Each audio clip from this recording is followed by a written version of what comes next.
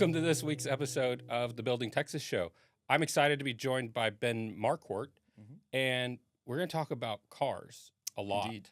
But it's not just cars, it's mobility, and it's the future of mobility around electrification, old ICE engines, internal combustion engine. But I'm really excited to learn about you, why you're here, and the startup that you and a team have founded with Pawnee Mobility. So, Ben, welcome to the show. And Thank you. how did you get to San Antonio? You know, that's sometimes I ask myself that question. But, first off, thanks for having me and the interest in, kind of what I'm doing here and what we're doing with Pawnee Mobility. So we can get to that. But yeah, San Antonio, the story isn't quite as crazy as it could be, right? Yeah. So I actually came here for a previous startup opportunity, right? And so, San Antonio was identified due to its location for a bunch of reasons, right? And so part of that was, you've got that Austin tech community kind of right down the road, but it's not quite Austin, right? Yeah. So there's a lot of feelings about Austin, good and bad, Yeah. right? Most of us left California that had come out for that startup. Yeah. And so, on an individual level, part of what made Texas attractive was the financial difference. Yeah. Right. And so it's quite attractive coming from California. Looking back, we've joked about this, right? You look back and wow, you don't really quite realize it until you're out of it. How expensive life is, and then you take a deep breath. Yeah, and of course, there's different pay scales and whatnot. So it's not like everyone's drowning necessarily, but it's a big difference. Yeah. Culturally, it's much, much different, obviously, but the one thing that is still nice about, I think, this part of Texas is it's still very diverse. Yeah. I'm from Western New York. I'm from Buffalo. I wouldn't say diversity other than different parts of Europe. A lot of diversity there from, what we've got up there. But it is something, once I moved to California, the diversity is nice. Yeah. And Mexican food's great. Right? Absolutely. So Well, and we have a history in automotive. So if you're in your background is in some really innovative racing technologies, electrification of vehicles, mechanical engineering, I think, in mechanical design. Would I summarize that? Yeah. Well, I'm a mechanical engineer by education, and I like to joke that I'm an electrical engineer in the streets. Whether I liked it or not, it's kind of where everything's gone. So I'm not going to go toe to toe with a degreed electrical engineer, but when it comes to application, I'm way more than comfortable. Awesome. And so San Antonio's had this long history of innovation that some people know about, others don't. But we've got a lot of research that happens here, specifically around automotive research. Absolutely. And then we've got West Texas is famous for driving the tires, like testing tires, testing new Detroit models. Carroll Shelby famously in Terlingua was road racing way back before it was really well known. Yeah, I mean, it's still not really all that well known if you ask me. Yeah. Right? I didn't know nearly as much of this. I mean, our conversations, I've learned a lot more, about really what Texas as a whole, not even just the South Texas region, but the whole state, kind of its history that it's got, right? I mean, I knew that Toyota was manufacturing in San Antonio, and I knew that, Toyota had moved to Plano, but that, generally speaking, those are the big things that everybody knows about, right? So, but there's a lot more nuance to it, which is really, really interesting, and it's awesome to know and learn once being here. Well, and the supply chain around it, too. There's a lot of companies that enable the OEMs. So General Motors has an assembly plant up in northern Texas. Right. But that's a lot of parts coming out of Mexico. If you see the trains coming up and down Highway 90 or up 35, they have a lot of car parts on them. Yeah, and I think if you look at kind of let's go over the last 50, 75 years, right? I mean, the northern Midwest that's been the spot. Yeah. Right? And Detroit has driven that economy. And it flows into Canada, right? Ontario benefits from how big of an automotive economy that Detroit pushes, right? I mean, you've got Ontario, you've got Ohio, Indiana, Illinois. I mean, it's very, very large, right? And so I think once you started to see some of the regulation changes, right? You kind of had the right to work states. So, what Nissan basically created a city in Tennessee from nothing. And that created a huge, economy to support all of that. And then, you kind of look at, and again, being from the North, I appreciate being in the South. Yeah. From the weather. This time of year. Yeah, especially this time of year. Yeah. And so, it just makes sense that it would keep going further south and then lean into the cost effectiveness that is the Mexico relationship. Yep. Right. And so it does make a lot of sense. And you have been seeing over the last 20, 30 years, plants and manufacturing moving further and further and further south, especially in states that are more friendly to kind of big cash flow like Texas is. So Pawnee Mobility is a startup based here in San Antonio, and we appreciate out in Bernie in some ways. But what does it do? What's the vehicle that you're making? Is it the next Tesla? Is it? Yeah, well, I would say I'm sure our investment partners would love for it to be the next Tesla. No. But, right, who wouldn't? But really, it's the story is a bit typical, right? We were here, the previous startup that we were working with was in electrification, right? And so with San Antonio and just the whole region being so military that we, kind of over beers, right? You meet people, you chat with people. Hey, what do you do? What do you do? And somebody says to somebody who asks somebody, man, I wish we could have some kind of electrification in, defense vehicles. So defense vehicles, like mission vehicles out in the... Yeah. So, we'll say like ground tactical vehicles. Okay. Right. So a Humvee is technically a ground tactical vehicle. Yep. And so there's really, when you have vehicles that are meant to kind of be out there really in the thick of it, and then you have more like base support. Yep. Right. I think originally the Humvee was designed more for base support, and it kind of got dragged kicking and screaming into more combat situations. And that really is what has pushed some more, say, the willingness to have different vehicles, right? The Humvee was designed to be, everybody could use it for everything, which worked for a long time. And it was also designed in the mid to late 80s? 70s. The 70s. And it's a giant brick. I mean, if you've ever tried to drive one, it's a tractor. Yeah, it's an interesting vehicle. Yeah. Impressive in its own right, truly, right? But it doesn't really do a whole lot very great. In fact, it does almost nothing great. Yeah. Some people, there's a lot of love-hate relationship with the Humvee. And so, when we talk about the tactical advantages, mission advantages, strategic advantages to electrification and what that brings, that's kind of where this all really started to come together, right? And so, with there being a lot of special forces around here as well, one of our partners in the company is retired AFSOC, right? And he was a big part of, these are the core things that we're looking for, right? If you look at programs like MRAP, MATV, JLTV, they went through, these are 5 to 10 year long programs, billions of dollars, and they're going through the top level, right? And so you've got a lot of people that have a lot of opinion about what that needs to have. But they're going to build large volumes. Lots of volumes, correct. And so, again, you kind of have that Swiss Army knife concept going on, which is great for a heavy majority of the applications that it's going to be in. When we were talking about special forces, this is the stuff that, and first thing to say, like, I'm not from the military. No. I've got family in the military. I've worked for defense before. So, I'll give that context. This is a lot of conversation. You've been innovating motors and auto parts for some time. For a long time. Yeah. So, the ability to have that stealth, that low thermal signature, low acoustic signature, right? Even smell. Uncatalyzed, unemission controlled diesels have a pretty distinct smell to them, especially a 50-plus-year-old 6.5 diesel in a Humvee. And so, when it kind of came down to it, it was, can we have a vehicle that's super robust? It's super terrain capable and has 20 to 50 or so miles of electric range, so we don't have to walk in the last 10. Yeah. Right? And then also, by the way, hope that vehicle's there when you get back. Right, which is something, when I was first, I was like, I never really thought about that. Like, what if it's not there when you get back? And dive into that a little bit, because I know the secret here, but Humvees are really easy to start. Oh yeah, there's no key. A 10-year-old jumps in it, and it's 2 wires. I mean, if all you needed is any kind of, I guess we're not giving away any secrets here. I don't want to. No, by no means. Like, it's literally 2 wires to start a Humvee. It's intentionally very simple, right? They're also extremely simple to fix, and you can put them through some pretty severe maintenance abuse. Right. So that's something that modern technology, whether it be modern diesel engines or electric vehicles, things are a lot more precise and sensitive nowadays, which is one of the reasons why the Humvee has stuck around for so long.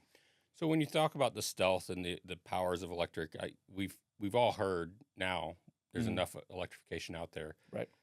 An electric car can sneak up on you. You might hear a small whistle or a whine. Yeah. But they don't have a smell. No. They don't really have a projected sound. You have to be pretty close. Right. And then the thermal signature is interesting because Humvees and engines and whatnot are hot. Very hot. Very hot. Does that friction not happen in electrification? So to not go too nerd, I mean, if you really want to nerd out on, combustion pressures and all that, I'm in. But maybe for another podcast. Yeah. But when you look at the physics of combustion, right? It's especially diesels, right? It's all about heat and pressure. Yeah. Right. And so that heat and pressure has to go somewhere. And combustion engines, especially a 50-plus-year-old diesel engine, the efficiency is below 30%. So, you have to dump that energy somewhere. And that goes into friction. They get hot and then they stay hot for a very long time, right? And you have to reject it through a radiator. And not that you don't have to reject heat out of an electric propulsion system either. You still do. But we're not talking about an operating temperature of 275 degrees Fahrenheit. We're talking about 130, right? So a much dramatically lower and not that much more than the human body. Yeah. Right. And there's ways to kind of play these games to close that gap. And you can shield it. You can do a lot of things. Right. Okay. And because there's not as much demand, it doesn't have to be right at the front of the vehicle with this big, huge fan sucking a ton of air to cool it off. You can kind of be a lot more strategic with where you can place those heat exchangers, right? So they're not just glowing red on a thermal camera. Yeah. So we've taken a long way to get here, but it is in the pictures I've seen, the renderings I've seen, it's a side by side. Yeah, I mean, but mixed with like a Baja racer. Yeah. So, the engineer in me loves the fact that we've been ideating for the last, 6 months. Yeah. And that I think this kind of originally started with maybe it's just like a beefy side by side. Yeah. Right. Which very quickly turned into we want beefier than a beefy side by side. Like, okay, but not a Humvee. Okay. Got it.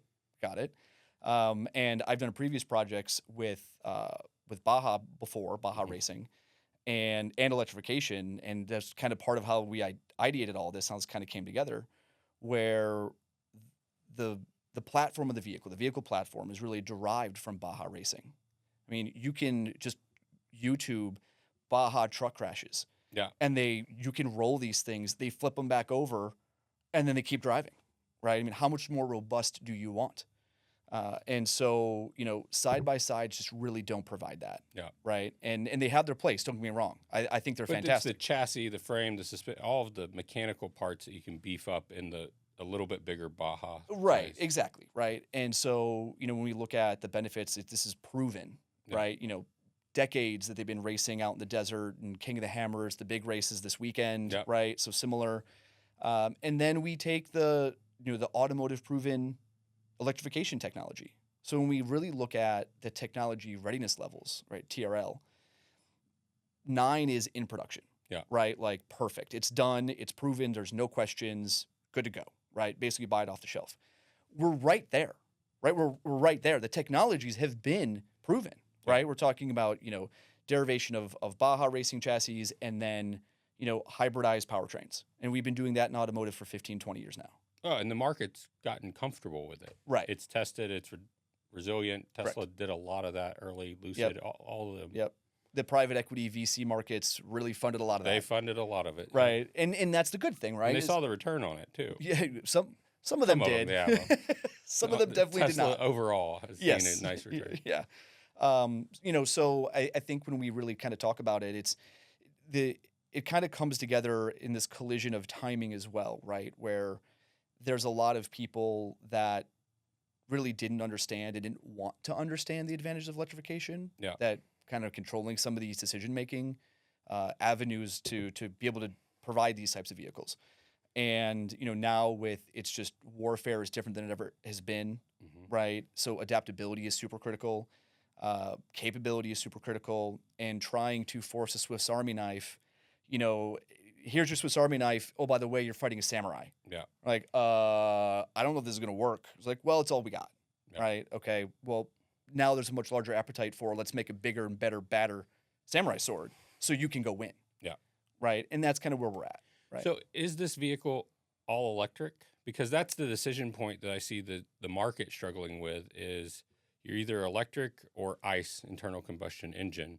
Right. And that seems to be the market differentiator right now. But yeah, I couldn't imagine wanting to be on a mission and fully electric and waiting for, oh, I got to go charge somewhere. Right. Yeah, that would be a problem. Right. Yeah. And we do see that there's definitely situations and applications where all electric is totally fine. Right. Domestic on base. Right. You know, maybe even in allied countries, friendly bases. That could be perfect. Mosey up in Dallas does a great vehicle, like a people mover for tourism and amusement parks and stuff. That is how I would use an all-electric vehicle. I wouldn't put it into a critical situation. Right. So, and this is where, and there's two ways to say it. When we were talking the other day, you had said that it was, you know, it's a vehicle that has electric range capability. Yep. Versus from the electrification side, we usually say the other way around. Okay. And I liked the way that you had said that, right? Because it kind of it helps to bridge that understanding, right? The first words you hear about are the most impactful, right? So when I say it's an extended range electric vehicle, boom, it's electric vehicle. It's all electric, right? Like extended range, like what does that even mean? Like you got solar panels or something, like. And so, you know, it really is an E-Rev. People will call it an E-Rev. Yeah. So I mean, acronyms are funny, but I just want to make. Well, we're talking about defense, so I figured why not, right? Yeah, throw them in. The E-Rev extended range electric vehicle is a term that's been used for a while. PHEV, so plug-in hybrid electric vehicle, I think is a little bit more descriptive. We've been using that as well. So like a Chevy Volt is a plug-in hybrid electric vehicle. Jeep has one now. Jeep now has it. Yeah. But I believe, and I know that some people will say there's specific nuance one way or another, and maybe in my world it's something that we would talk about, right? But I think generally speaking, you can plug it in and you can fill it up. Yeah. So if it's a plug-in hybrid electric vehicle or it's an extended range electric vehicle, you can put gas in it or JP8 diesel. Yeah. Or you can plug it into the wall, right? Okay. You get both. So you have an engine. You can go to the gas station, fill it up like normal. Correct. And then sometimes, can you choose to use one propulsion system or the other? Or does it like a... Absolutely. So, and that's really it's a good point to bring up, right? I mean, that's what it's all about, right? Yeah, so it's not a software decision saying, oh, we're like a Prius. I think of, like, that was the first hybrid electric that I would think of. Yeah, but basically. The driver didn't make that decision. Right, because there was no option, right? Yeah. You couldn't really, you didn't have enough energy on board to make that decision on your own, right? So you can choose, like my Chevy Volt, the first year of a Volt was like 2010 or 11, I think 11. And even then, you know, my 2014, which I'm going to hit 180,000 miles. I'm keeping it till I hit 180. You can select the mode, right? So I can put it in hold. Yeah. So I can decide, you know, I would rather wait to use the electric range and put it in hybrid mode and use the combustion engine to propel, rather than using up all the battery and then you're left with combustion power. And so for that, you know, you can drive the 100, 150 miles, however far you've got to go. And then when you need that stealth, then you can kick it in at your desire. You can kick it into electric mode and it'll drive in full electric from there until you want to kick it back the other way. And you can also, you know, if you're in a situation where, I mean, let's talk about, you know, forward operating bases, you probably aren't going to be able to charge. It can charge itself. Yeah. Right. Which is nice as well. So while you're driving, it can charge itself. You can sit before you take off, you know, top it off with fuel, let it rip for a little while. It'll charge the battery on its own. So it's generating, the engine's a generator. Effectively, creating power. Yep. Okay. Yep.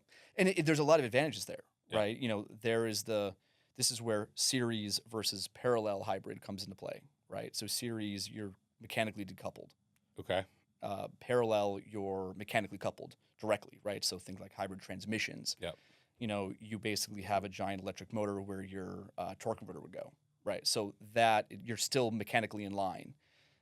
With the series, you can put a generator wherever you want, right? It can be in the front, it can be in the middle, it could be in the back, it could be on top, right? You can put it wherever you want it to be. And so you have a lot of packaging advantages there, right? And so you also get rid of the bulky, the traditional multi-speed transmission, right? So More parts to break. More parts to break is really what it comes down to, right? I mean, I worked at AM General, and the stuff we used to do to those things, the Humvees was pretty Lots of testing. pretty abusive, right? Yeah. And again, the transmissions were also a pretty relatively old technology, right? And there's a lot to go wrong, right? So Pawnee Mobility is in this space, and you've had success with SBIRs. Yep. Yeah, we've received one. We executed and completed one last year. Okay. Congratulations. Thank you. And then the plan, we're submitting 2 in February. So 2 phase 2s. Okay. And so for those that aren't familiar with a SBIR, what does that mean? And you're a startup raising capital. Yep. And this is a pathway to capital. Yeah, absolutely. Yeah. And so where did that come in? And then I'll plug SBIR Advisors because I know they're a part of your story. But I'll plug SBIR Advisors. Are you kidding me? Oh, my goodness. Let's start with plugging SBIR Advisors, right? I mean, they're fantastic. As great as the government can be in the military as a customer, there's a lot of complexity, right? There's a lot of nuance when it comes to how do you really navigate that process.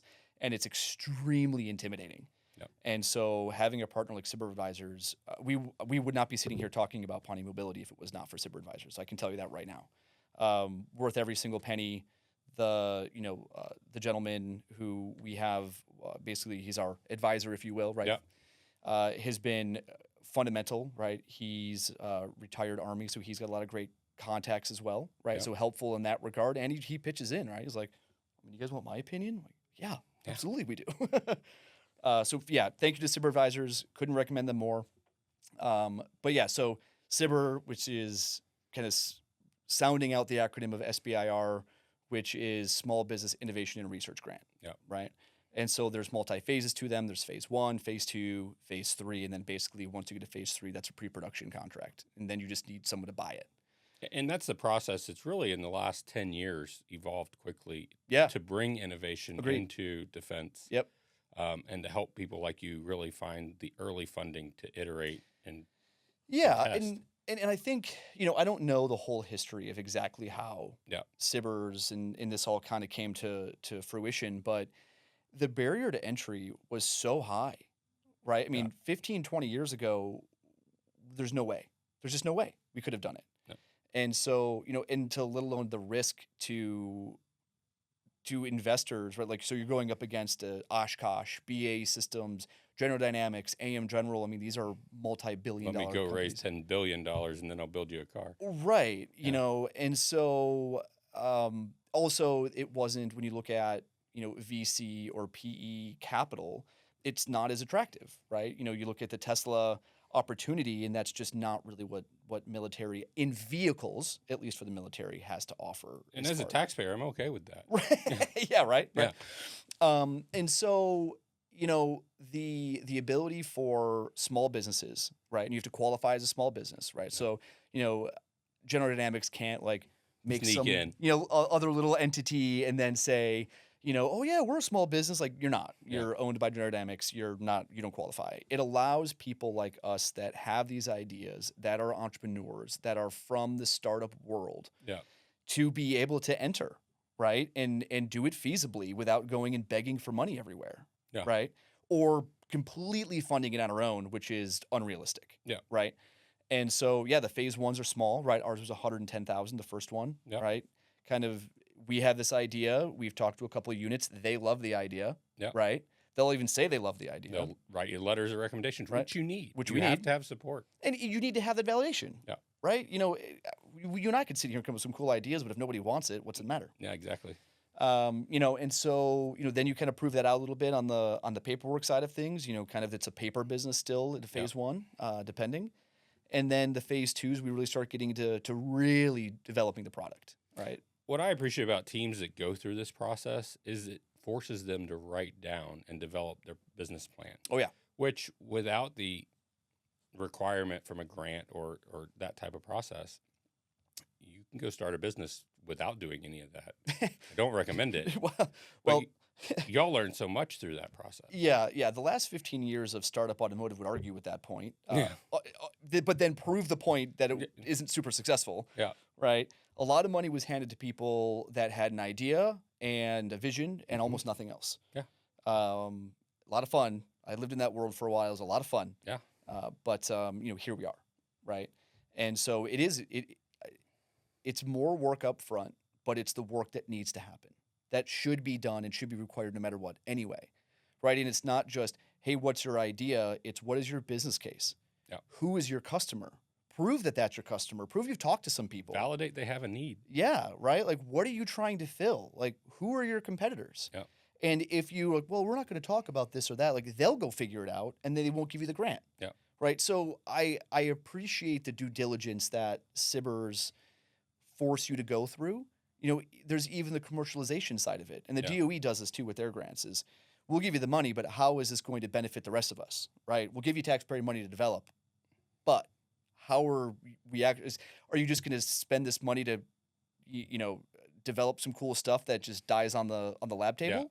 Because that's not. There's got to be a return on the investment for the government, just like there would be a private investor. And because you're in SBIR, it doesn't mean you're not using private investment too. It's just another source of capital on your cap table. Yes. So, it's a fantastic process, and then having companies like SBIR advisors to help guide you through that process so you can focus as the founders and the guys with the idea. You can then focus on what you're trying to get done and what achieve versus like, okay, well, I submitted Form A, but now it says Form B was supposed to be submitted first, and I didn't do that. Are we disqualified because and it's little stuff. And Defense and bureaucracy, who knew? Yeah, right. So, but you mentioned the commercial aspect of it. So DOE would be a little bit different because it's not necessarily defense. Right. But they'll give you grants, and I've been in that world where then it's, okay, how does it go to market? And how does it go to serve the taxpayers? Right. And so in this instance, you have a great concept, and we've talked about what it is at the vehicle and how it would work in the military, but is there a commercial aspect to it? Yeah, and I actually, another thing, and I, as much as I think it wouldn't be a egregious thing to say that our government is necessarily the most efficient with time and money. They're working on that. So they say, right? But the push for there to be what they're kind of calling dual use, right? So commercial and military is a fantastic approach, right? Because what it really does is it proves to the military that they're not the ones holding up your entire business, right? Depending on what it is. Right. We're the only ones funding your entire business. Right. Because then you can get into a situation where you want to keep buying this thing from this company, but you don't need 5,000 this year. You don't need any for a year or two. Well, a company can't survive if it's not selling product and making revenue, right? Yeah. And so they're going to fold, and then you're not going to have support for the products that you bought. So now you're kind of on the hook to continue to buy at least a minimum. You have to keep them alive just so they can support you. So I've seen this, right? And I really like that they're pushing for that. It's not 100%, requirement necessarily. Isn't that how the Humvee's still primarily being used? Yeah. I mean, because really is there's no replacement. Right. But there's lots of spare parts. There's everywhere. They're everywhere. It's why the thing still is around, if you ask me, because you can be in any corner of the planet and you can get Humvee parts. Yep. Right. So the dual use side of it, right? So for us, we actually have multiple uses. So Dean, who's one of the co-founders, he's our finance guy. He's been in San Antonio for, I don't know, maybe pushing 2 decades now, but at least he's over, I think maybe 15 years, something like that. He'll probably give me some slack about that. He's settled into the culture. Yeah, he's been here for a while. Yeah. Right. And he's a hunter, right? Yeah. Not uncommon around here. And, his first thought was with dual use, like, this would be great on a hunting ranch. Yeah. For the same reason that the guys in special forces don't want to have to walk the last 5 miles, 10 miles. Same thing, right? Especially when, you've made your money, you've had your successes, maybe you're not 30 anymore, and walking 5 miles into your blind. The four-wheeler at 4 a.m. isn't really something that you love all that much anymore, right? So you can get a lot closer with this type of a vehicle. And, if you're hunting something like elk, you're not putting an elk in the back of a four-wheeler or probably even a side-by-side. So what do you do, driving your pickup truck out there? And so this is where you can get that quiet stealth to help with your hunting. And there's enough of those types of ranches out here that, Yep. and we've talked to people, and they're like, I would love a couple of those for my ranch. We're like, oh, so that's one. Yep. Another one, and this is where Bill Fraser, who's our CEO, he is from Florida. Okay. And one of the things he said, he's like, look, this is the same thing as the boat community. Yep. Right. And so, there's lots of side-by-sides sold in Florida, whether it be around communities or, different cities and towns let you drive them on the road. And there's a lot of money. I mean, Polaris and Can-Am are making a lot of money selling $100,000 side-by-sides. It's wild, right? And so same kind of concept, right? I mean, we would be over 100,000, but again, it's kind of that next level. There's it's a lot a luxury item at much. that point. Yeah. Right. But is it road legal? No. So you will be an off-road vehicle. That's correct. That could be both engine and electric. Yep. And can be dual use for military and then commercial. Yep. But in the commercial element, it is a luxury item, but it's one of those that falls into boats, airplanes, those kind of things. Yep. This is a rally sport car. Absolutely. I mean, no question. We've talked about Baja a couple of times, but and just deeper into your background, you do endurance racing. Right. I like how you call it budget endurance racing because it's not the high end that we'd see in Daytona. I'm an entrepreneur, so it has to be budgeted. You're making it yourself. But that gives you an appreciation that there is a community out there that really thrives in motorsports. Absolutely. And pushing motorsports to the next level. Yep. And that's another area, right? Like King of the Hammers is another area, right? Baja Racing, King of the Hammers, and it is inevitable. Yeah. Right. And especially kind of similar, right? It's a similar type of world with racing, motorsport, off road. That certain motorsport, Formula One, right? I mean, doesn't count, right? Not approachable. Not approachable. They're pushing innovation, right? Yeah. But they also have $500 million a year budgets, so it doesn't really count. Yeah. But when we're talking about more of somewhat accessible, right? Not 24 Hours of Daytona accessible, but King of the Hammers accessible. Yeah. This is where California and other states, and rightfully so, are pushing it. Where it's like, guys, come on, right? 900 horsepower V8s are rad, and I, as an electrification person, 900 horsepower V8s are amazing. Yeah. They sound great. They run great, and I hope they never go away in my lifetime. Yeah. And I don't think that they will. But why sit and wait, right? The advantages that you can get from electrification in a motorsport advantage world as well, right? Like I can get an advantage by having electrification, right? I get the torque down low where I want it when I'm rock crawling, right? These are the types of things, and also the sensitivity to it, right? I mean, you can have very granular sensitivity with the throttle to the wheel with electrification that you do not get with combustion. So is that part of what your design is, the software that controls it as well, so it can give you that adaptability? Yeah, and we don't have to pretend that we're a software company, right? Because again, thanks to automotive, right? Yeah. And all the people who've spent a lot of money investing in startup EV companies, that's pretty well established at this point. Okay. So it's like an operating system for your car? Yeah, basically, right? I mean, it's not that much different from the engine controller, right? The ECU for your engine, except we just have much, much more granular control, and it's way faster, right? I mean, we can do things on the millisecond level, right, that you cannot do with a combustion engine. You just can't do it, right? And so having that is also something, in college I did a lot of rock crawling, off-roading stuff with my buddies, and sometimes it's just skinny pedal, right? Skinny pedal, right? Just hammer it down and see what happens, right? Where you don't have quite that level of nuance. Yeah. You can't hold torque, right? You don't have a 0-speed torque hold like you do with an electric vehicle where you can get up on a rock and hold it. Yeah. Right? Where you need, otherwise you'll roll back, right? You don't really get that with combustion. So there's lots of motorsport advantage that really mirrors some of that, military tactical advantage as well. When you think about driving, though, the technical skill of driving, what you just outlined, like there are people that drive in a very technical way. Absolutely. As opposed to everybody going down the interstate out here. I think some people don't appreciate that a car has that much small control element. Yeah. I mean, even in your standard everyday sedan, Agreed. there is a lot of nuance in how you drive it. Agreed. But the layperson says, "Oh, I can put it in eco mode. I can put it in sport mode." Right.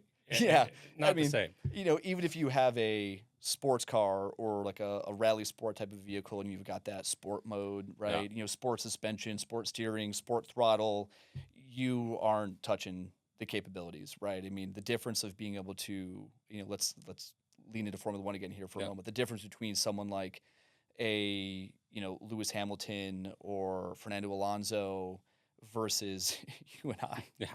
Is not even, we're not even in the same stratosphere, right, for what they can extract.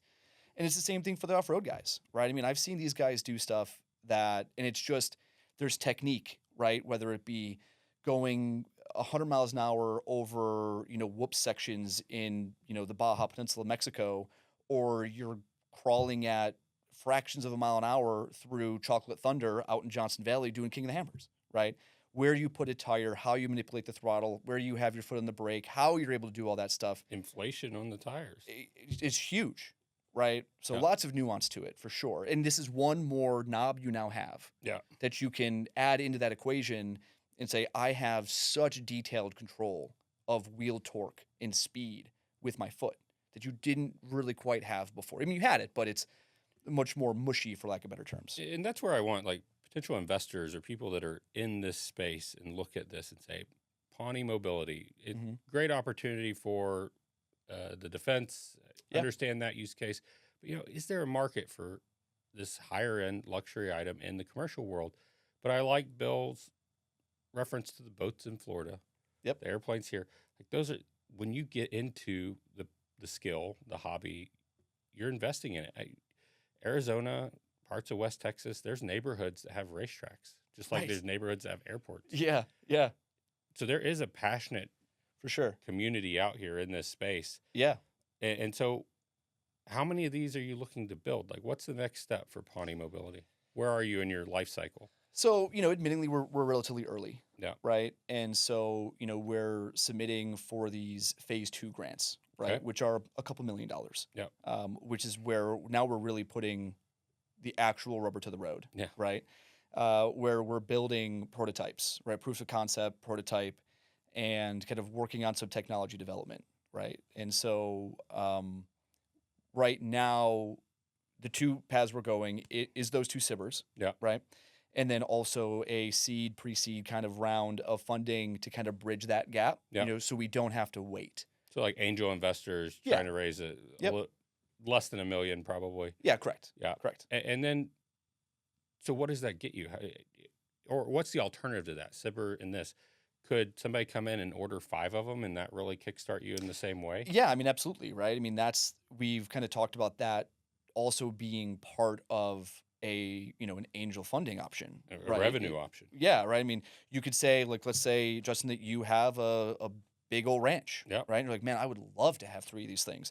How about I buy 3 of them from you? In all fairness, we would then, there's a lot of work that has to get done before I can give you those. Yeah, be patient. Right, be a little patient, right, and bear with us, right? But it doubles as you get a product, we get some revenue, and that's investment. Yeah. So it's kind of a trifecta there. And we really like that angle.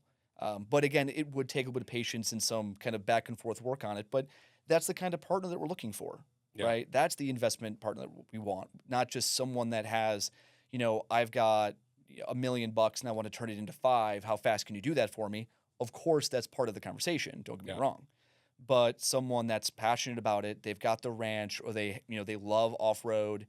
And they're already a hobbyist in that way. Already in it. Yeah. Right. And they're spending a Baja truck, a turnkey trophy truck has to be $1 million.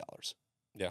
Right. And if you go down to Baja, right, the Mint 400 in Nevada, there's a lot of them. Yeah. There's not 10. I've never wrapped my mind around how that happens, but there are a lot of them. Yeah. But it's the same with boats in Florida. Exactly. I can go to Boca and you walk through and you're like, where do all these people work? But the reality is those people are out there. Yes, there's a lot of them. And they do enjoy these items. Right. And some, not to be the pessimist of it, but, some are probably buried in debt and can't actually afford what they have, and that's part of society. Yep. But there's others that absolutely can afford it, and it's their passion, and they've made their money, and they put it. Look, the the money that I don't put into bootstrapping the company, my hobby is racing, doing my budget endurance racing. Yep. Right. Now it's wildly scaled down. Well, what's your platform here? We're talking about racing platforms. Yeah. Well, for my car, it's a Miata. Yeah. Right. Because there's a million of them. It's the Humvee of motorsports. Yeah. If you will. But it is a lifestyle. It's a decision. But how many of these do you think you build in a year? What's in your low volume and in automotive? Let's pause. Oh, automotive, everything's like if you have a PPM issue, it's parts per million. Yeah, and the acceptance rate in manufacturing on PPM is like 3. Right, that's correct. But I don't think you're going to build a million of these out of the gate. So No. how do you look at how does that transition happen? Right. So the nice thing about having the military as a customer is things are way more transparent. Yep. Right. It's, well, we would like to have 100 of them or 50 or 20 or 1,000, whatever that number might be. And you say, cool, well, if you want to buy 100 and this is it for the year, then this is the price that they've got to be. How bad do you want them? Yeah. We're not a charity case. We need to sustain and pay bills. Which is an important message for any founder to recognize. For sure. It's also tempting to say, oh, I got a contract with the military. How much you making? 0. Right. And look, I'm not saying, you look at all these successful companies, right? Like Amazon is always the one to use where it was 15 years that Amazon lost money for, and now look at them today. Yeah. So, there are situations, right, for sure. But I think trying to come in with a business case that makes sense, right? Like, are we losing money on product right out of the gate, right? You try not to, right? Yeah. Because then you have to continue to fundraise, and there's goods and bads, all of that, right? So for us to really sustain the business, we're looking at like 250 a year. Okay. Right. And we would expect, maybe the first year it's 50, right? Yeah. And that's okay, right? As we scale and we grow, the need for that revenue will change. Yeah. Right. And it also depends on the partner, right? So if we have an investment partner that says, look, I'll buy the first 3. Yeah. Right. That really changes where kind of how that outlook and those next steps really look, right? Yeah. So for us, we're able to do in the hundreds, right? And that's part of being able to satisfy, special forces units and different units, by the way. Yeah. Right. We've talked with Army Medical Innovation, right? And they see that for CASEVAC. Okay. Right. Let's make it autonomous. So when we got to send supplies in and or get injured people out, and this is non-medevac life-threatening, yeah, we can throw them on this autonomous vehicle that's not going to get stuck because it's on 37s. Yeah. Right. It can do the Johnson Valley mountains. Yeah. And now we're talking about human capital benefits, right? So when we are lower volume, we're able to make sure that you get what you want, right? You can tailor it. It's Super almost like tailored. a custom shop. Basically, right? And you design it that way too, right? Like a Humvee is body on frame, right? And there's lots of forgings and castings and not a lot of, the top side's very flexible in what it can be, right? But the footprint, it pretty much is what it is, right? And our architecture is a lot more, tube and weld. So if you want it longer, shorter, narrower, wider, taller, we can do that based on your use case very easily, right? Yes, okay, so CASEVAC opportunity, we're going to, make sure that there's wiring harnesses to adopt someone else's autonomous kit. Yeah. Right?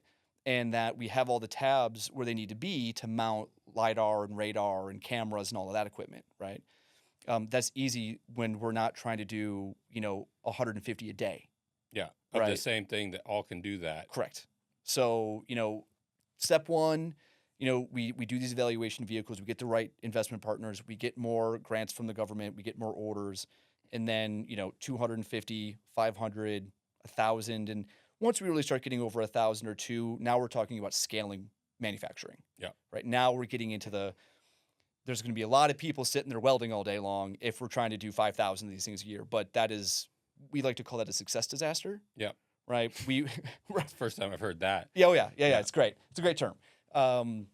We would much rather run into the problem where we're trying to provide more than to go out and say, well, we need $30 million to build this facility and pay for all these hard tools and forgings and then only sell 250.